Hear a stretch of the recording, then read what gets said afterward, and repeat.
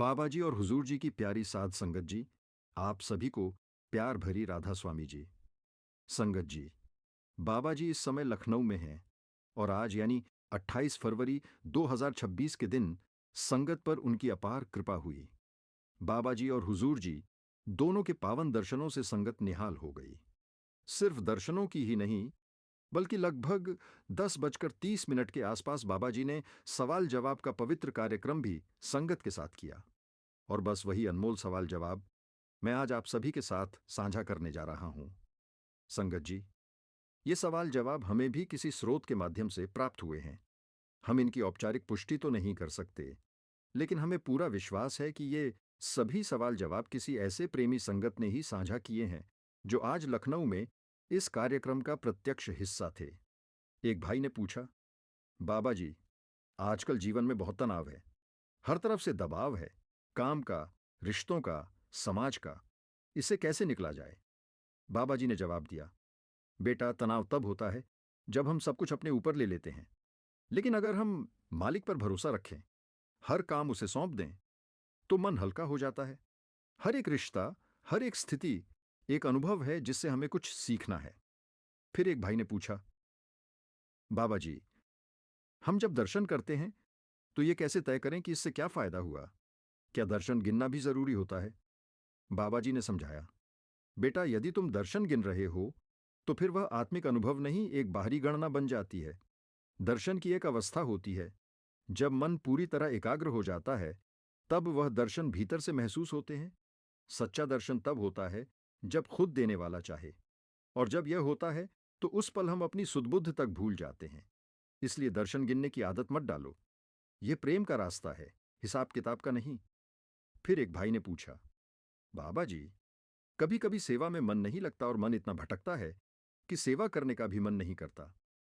ऐसे समय में क्या करें? बाबा जी ने समझाया, यह बिल्कुल स्वाभाविक है बेटा। मन तो चंचल है, पर याद रखो, जब हम सेवा करते हैं तो वह वातावरण बनता है जिसमें मन धीरे धीरे नियंत्रण में आता है। सेवा का फल किसी और को नहीं मिलता, इंसान सिर्फ अपने लिए करता है। जितनी बार मन सेवा से भागे, उतनी बार खुद को वापस खींच लाओ। यही अभ्यास ही आत्मा की सबसे बड़ी ताकत बनता है। फिर एक बहन ने पूछा, बाबा जी, सब कुछ होने के बावजूद भी दिल में खालीपन क्यों लगता है? बाबा जी ने समझाया, बेटा, यह खालीपन दरअसल बहुत अच्छी निशानी है। यह बताता है कि अब आत्मा को संसार की चीजों से संतोष नहीं मिल रहा। अब वह अपने मालिक को ढूंढ रही है। जब तक मन दुनियावी इच्छाओं से भरा रहेगा, तब तक आत्मा को चैन नहीं मिलेगा। जैसे जैसे हम भजन सिमरन में जुड़ते हैं, वैसे वैसे यह खालीपन प्रेम से भरता चला जाता है। फिर एक बहन ने पूछा, बाबा जी, जब हम कोई गलत काम करने लगते हैं तो अंदर से एक आवाज आती है कि यह सही नहीं है, मगर फिर भी हम वो कर बैठते हैं। ऐसा क्यों होता है? बाबा जी ने समझाया, वो जो अंदर की आवाज है ना बेटा, वही अंतरात्मा की पुकार है। पर हम इतने दुनियावी शोर में उलझे होते हैं कि उस मासूम सी आवाज को सुन ही नहीं पाते। हर इंसान के अंदर एक नैतिक चेतना होती है जो सही गलत बताती है, पर जब हम इच्छाओं के पीछे भागते हैं, तब वह आवाज दब जाती है। सही वही है जो बिना लालच के, बिना इच्छा के किया जाए। गलत वही है जो आत्मा को बेचैन कर दे। किसी भाई ने बाबा जी से पूछा कि भजन सिमरन के वक्त अगर हम अपना ध्यान आंखों के पीछे टिकाकर रखते हैं और लगातार सिमरन करते रहते हैं, तो क्या कोई नेगेटिव चीज हमें परेशान कर सकती है? बाबा जी ने समझाया कि नहीं बेटा, अगर शुरुआत सही ढंग से की हो और मन को अपने वश में रखा हो, तो कोई नकारात्मक शक्ति तुम्हें नुकसान नहीं पहुंचा सकती। लेकिन अगर शुरुआत तो तुमने की, पर बीच में ही मन की बागडोर उसे थमा दी, तो फिर वह मन तुम्हें अपनी मर्जी से किसी भी दिशा में खींच सकता है। इसीलिए हमें हर समय अपने मन को काबू में रखना चाहिए और उसकी लगाम अपने हाथों में ही रखनी चाहिए, क्योंकि जब तक हम खुद उस मनोरथ के पीछे नहीं जाते, तब तक दिशा भी हमारे हाथ में रहती है। फिर एक और भाई ने निवेदन करते हुए पूछा कि बाबा जी, अगर हमसे कोई गलती हो जाए तो सच्चे मन से विनती और माफी कैसे मांगी जाए?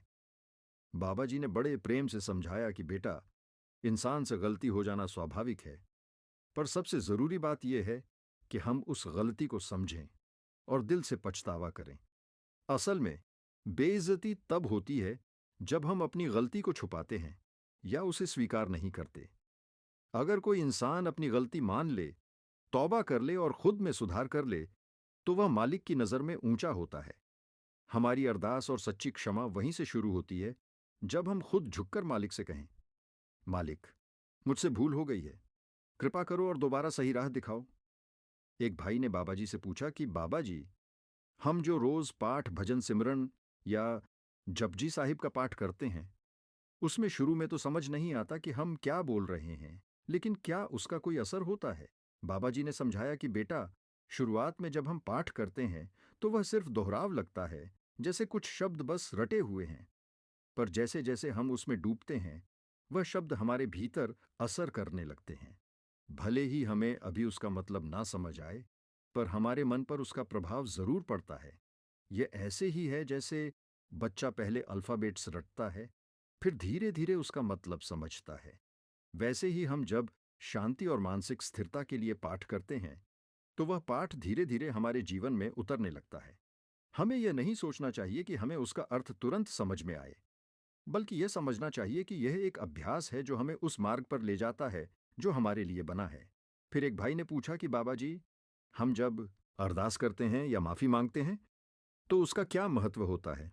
बाबा जी ने कहा कि बेटा, जब हम सच्चे मन से अरदास करते हैं, तो हमारे भीतर एक जागरूकता उठती है कि हम क्या मांग रहे हैं और किससे।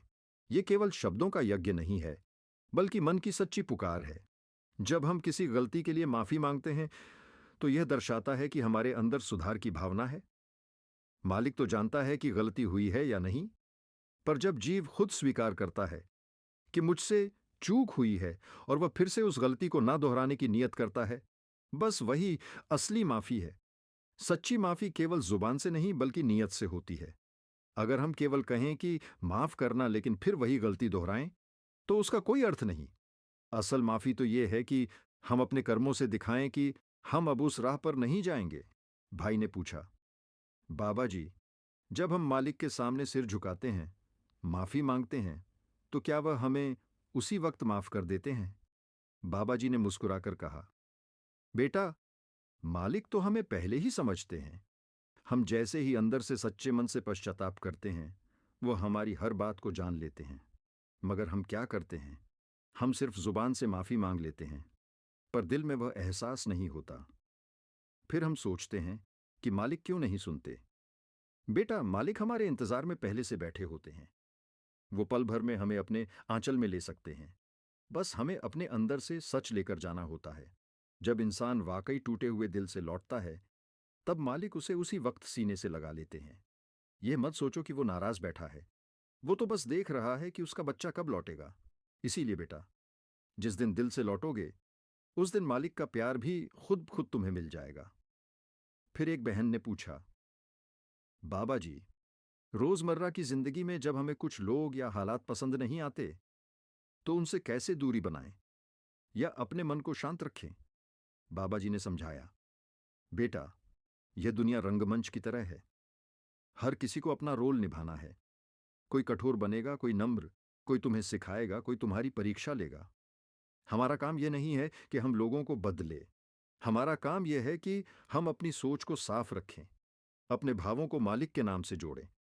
जब तुम सबको मालिक की नजर से देखना शुरू कर दोगे, तो ना कोई पसंद रहेगा ना पसंद, सब एक जैसे लगेंगे, उसी मालिक की बनाई हुई आत्माएं। और बेटा, यही असली भक्ति है। भाई ने सवाल किया, बाबा जी, अगर हम कितनी भी कोशिश कर लें, फिर भी जो किस्मत में नहीं लिखा, वो कभी नहीं मिलेगा, क्या यह सच है? बाबा जी ने समझाया, बिल्कुल बेटा, अगर कोई चीज हमारी किस्मत में नहीं लिखी, तो लाख कोशिशें भी उसे हासिल नहीं कर पाएंगी। लेकिन यह भी सच है कि कोशिश करना हमारा फर्ज है, क्योंकि कोशिश ही वह जरिया है जिससे हम अपनी किस्मत को भी बदल सकते हैं, अगर मालिक की रजा हो। कभी कभी हम सोचते हैं कि हम फ्री हैं, अपने फैसले खुद ले सकते हैं, पर असल में हमारी परिस्थितियां हमारी किस्मत से होकर ही आती हैं। अब बात यह नहीं कि हमें सब कुछ मिलेगा या नहीं, बात यह है कि हम क्या बनते हैं उन हालातों में। मालिक की रजा को अपनाना ही असली जीत है, और यही एक विन विन सिचुएशन बनती है, जहां हम मेहनत भी करते हैं और मालिक की मेहर को भी पाते हैं। क्योंकि यहां बात होती है विवेक की, और उस सही फैसले की जो हमें अपने लक्ष्य के और करीब ले जाता है। असल में हमें रिजल्ट से ज्यादा उस सफर की परवाह करनी चाहिए। अगर सफर सच्चा है तो मंजिल अपने आप मिल जाती है। एक और भाई ने पूछा, बाबा जी, हमारी जिंदगी का असली मकसद क्या है? क्या हमारा उद्देश्य सिर्फ अपनी मदद करना है या दूसरों के लिए भी कुछ करना जरूरी है? बाबा जी ने गहराई से उत्तर दिया, बेटा, हमारी जिंदगी का मकसद यही है कि हम किसी और के लिए भलाई का जरिया बने। जिस दिन हम दूसरों के लिए उपयोगी हो जाते हैं, वही दिन हमारा असली जन्मदिन होता है। जिंदगी में हमें ऐसा कुछ जमा करना है जो आत्मिक खजाने में गिना जाए, सेवा, नाम और भक्ति। इसलिए समय रहते ही रास्ते पर लौट आओ, अच्छा करो, नेक सोच रखो और नेकी का बीज बोते चलो। अब बात आती है कि हम दया और मेहर को कैसे बनाए रखें। तो इसका सीधा सा उत्तर है भक्ति, सेवा और विनम्रता। जब हम उसकी रजा में रहना सीख जाते हैं तो उसकी मेहर अपने आप हम पर बरसने लगती है। उसके हुक्म में रहना ही असली भक्ति है। और याद रखो, मालिक अपने हुक्म में फर्क नहीं करता। वो हमें वही देता है जो हमारे लिए सबसे बेहतर होता है। अब जो साखी मैं आप सबके साथ साझा करने जा रहा हूं, वो कृपया आप अंत तक जरूर सुनिएगा। धरती और आसमान के बीच सिर्फ प्यार का रिश्ता होता है और इसी प्यार से यह सारी सृष्टि चलती है। ऐसा ही निस्वार्थ प्यार था प्रताप सिंह के परिवार में। 3 बेटे, पत्नी और एक छोटा सा खेत जिसमें उन्होंने अपने सपनों के बीज बोए थे। हर शाम जब सूरज ढलता था तो पूरा परिवार आंगन में इकट्ठा होता और दिन भर की मेहनत के बाद हंसी ठिठोली किया करता था। कभी किसी ने सोचा भी नहीं था कि यह मुस्कुराहटें एक दिन आंसुओं में बदल जाएंगी। एक छोटे से जमीन के टुकड़े की वजह से उस परिवार के दिल टुकड़े टुकड़े हो जाएंगे। लेकिन यही तो जिंदगी की विडंबना है। जहां प्यार की जड़ें गहरी होती हैं, वहीं दरारें भी उतनी ही गहरी पड़ती हैं। ये कहानी है टूटे हुए दिलों की और फिर गुरु की कृपा से उन्हें दोबारा जोड़ने की। अपनी कहानी शुरू करने से पहले मैं आप सबसे एक छोटी सी बात पूछना चाहता हूं। आप इस वीडियो को कहां से देख रहे हैं? कृपया कमेंट बॉक्स में अपने गांव या शहर का नाम जरूर लिखें। वीडियो पसंद आए तो एक लाइक देकर हमारे चैनल को समर्थन दें। और हाँ, आज के दिन को शुभ बनाने के लिए कमेंट बॉक्स में एक बार जरूर लिखें, राधा स्वामी जी। हमारे चैनल को सब्सक्राइब जरूर करें ताकि आपको ऐसी रूहानी जानकारियां मिलती रहें। तो आइए चलिए इस दिल को छू लेने वाली साखी में डूबते हैं।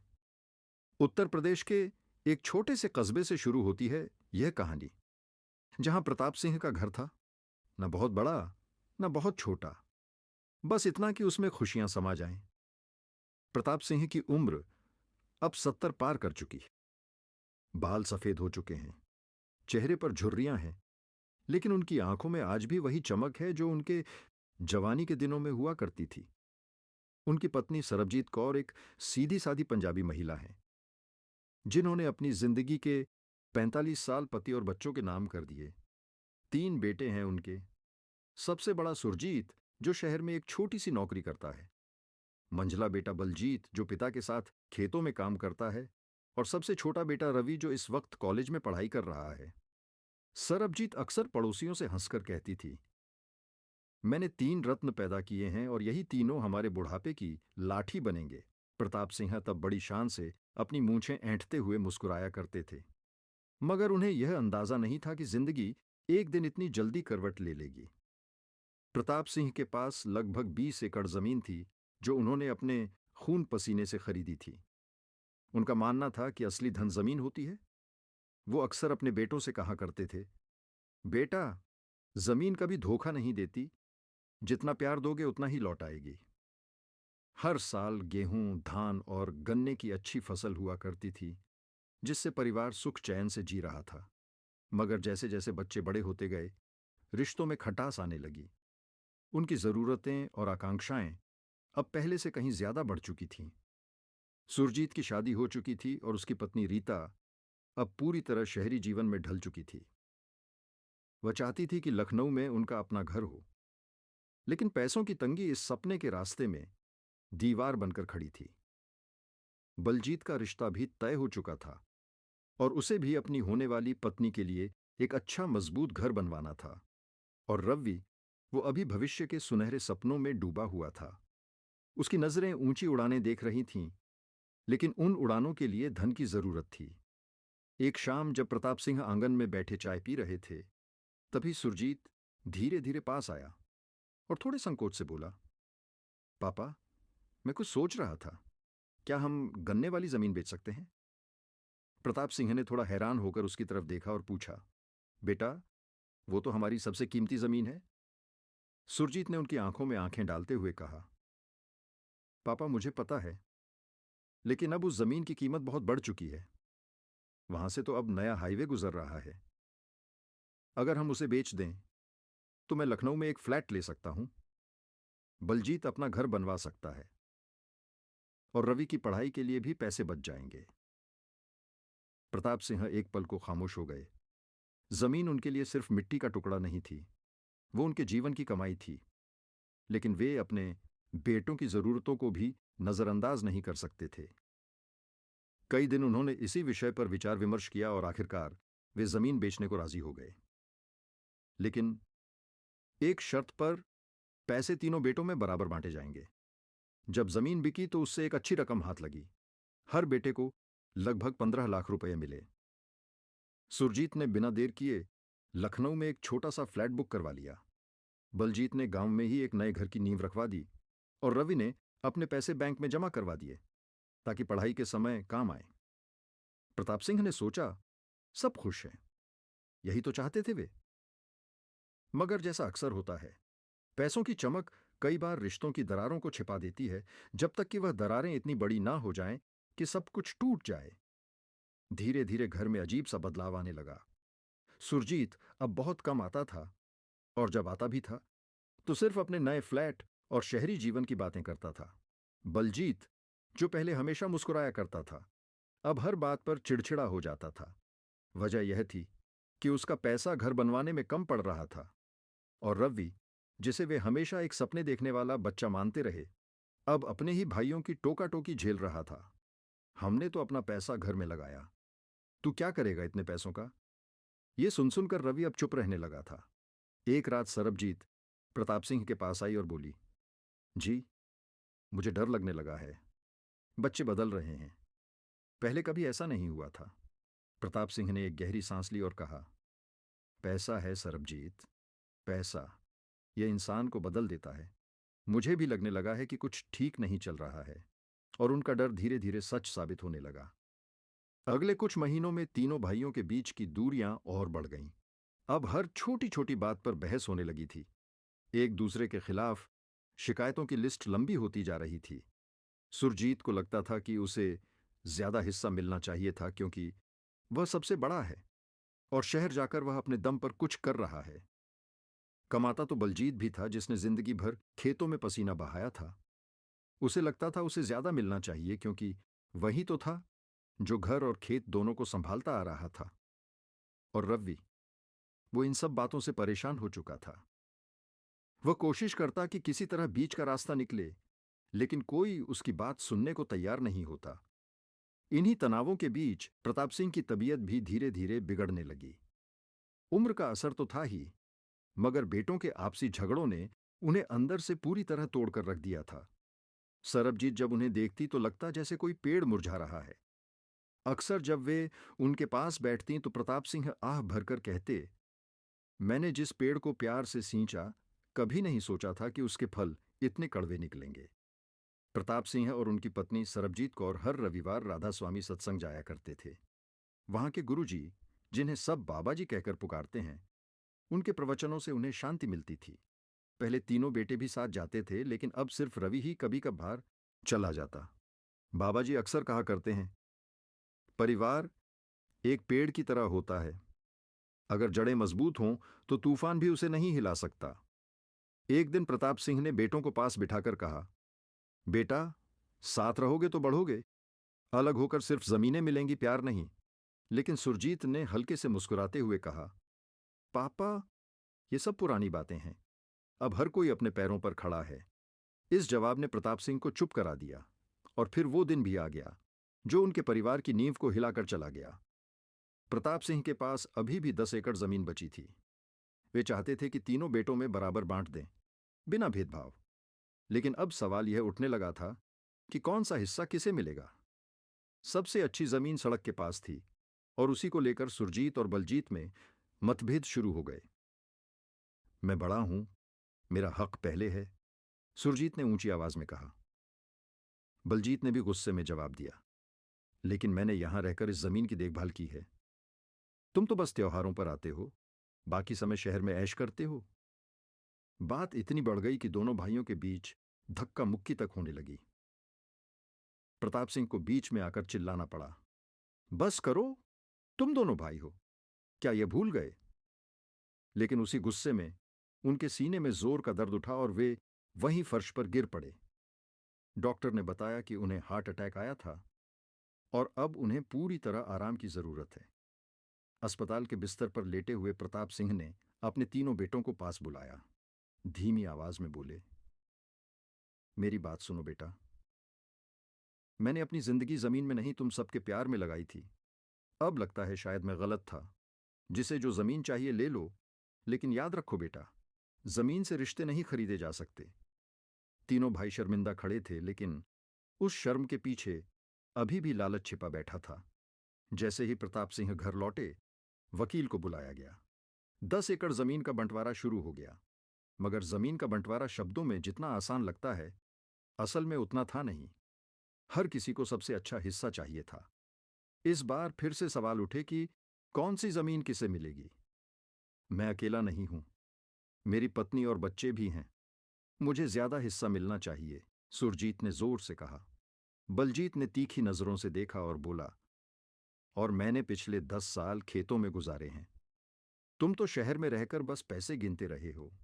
रवि ने फिर से बीच में आकर कहा, भाइयों, पापा तो चाहते हैं कि हम 3 बराबर हिस्से करें। चलो वैसा ही करते हैं। लेकिन सुरजीत ने व्यंग्य से कहा, बड़ा आया न्याय करता। अपना पैसा तो भविष्य के लिए बचा रखा है और हमें उपदेश दे रहा है। रवि चुप हो गया। उसकी आंखें झुक गईं। अब घर का माहौल पहले जैसा नहीं रहा था। रोज किसी ना किसी बात पर झगड़ा होता। सरबजीत कौर रोज रोती रहती और प्रताप सिंह एकदम खामोश हो गए थे। चुपचाप कोने में बैठा प्रताप सिंह अब पहले से भी ज्यादा बीमार रहने लगा था। एक दिन उन्होंने धीमी आवाज में रवि से कहा, बेटा, मुझे सत्संग ले चल।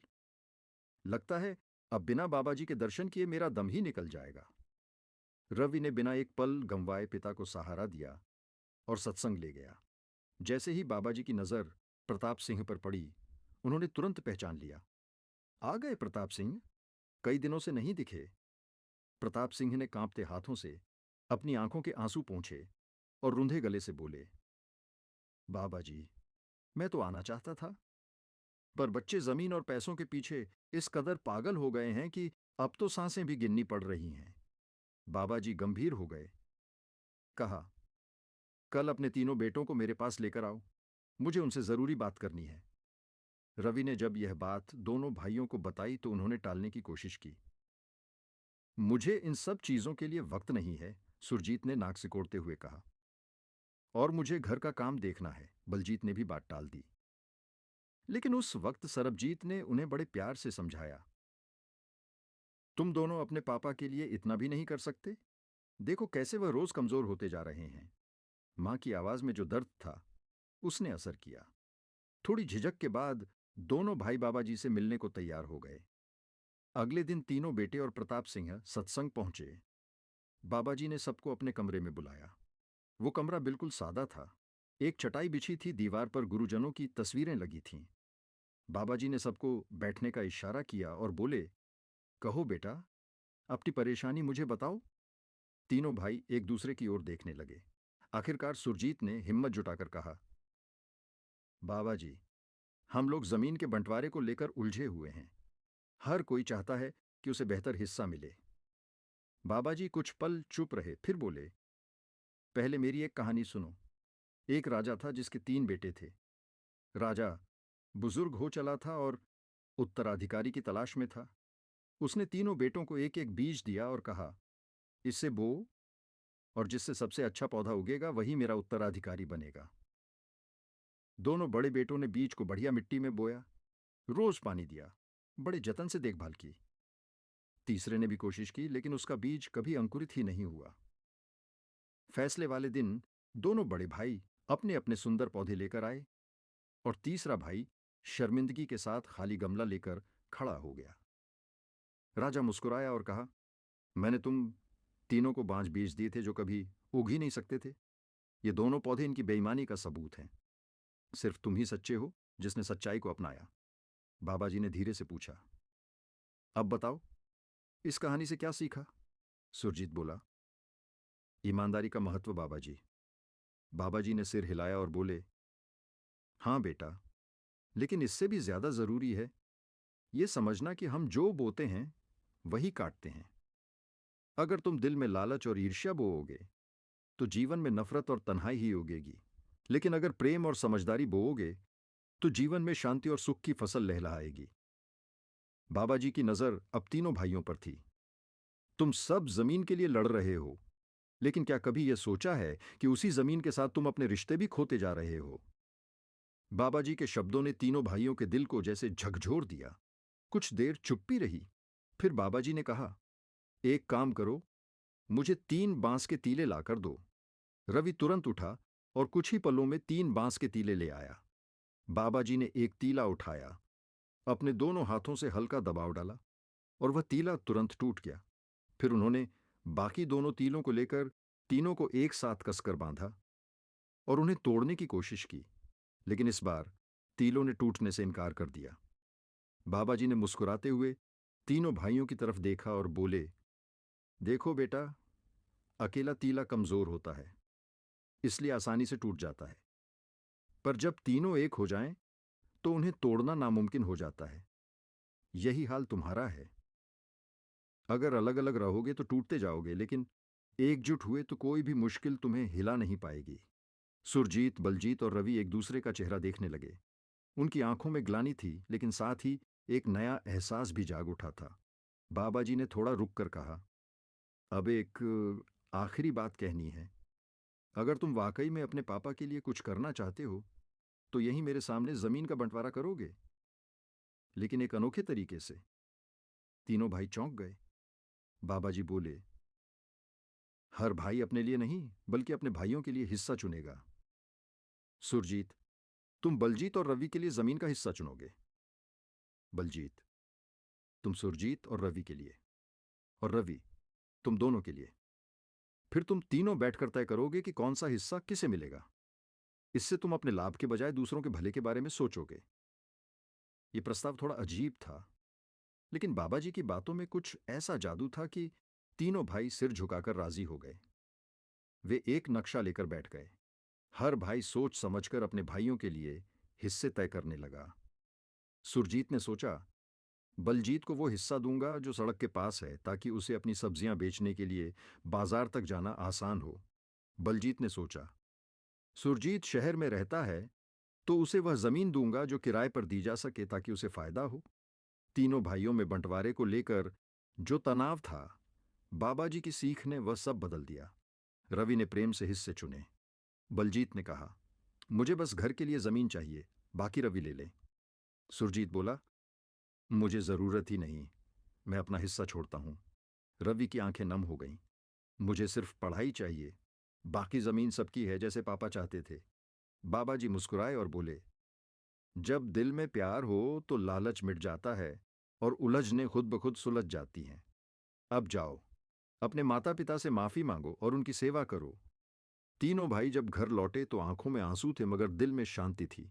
उन्होंने पापा से कहा, अब कोई बंटवारा नहीं होगा, हम मिलकर खेती करेंगे। प्रताप सिंह की आंखें चमक उठीं। मां सरबजीत की आंखों से आंसू बह निकले और उन्होंने बस इतना कहा, मेरे बच्चे लौट आए।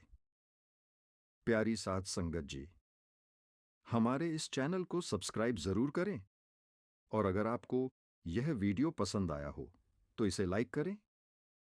राधा स्वामी जी।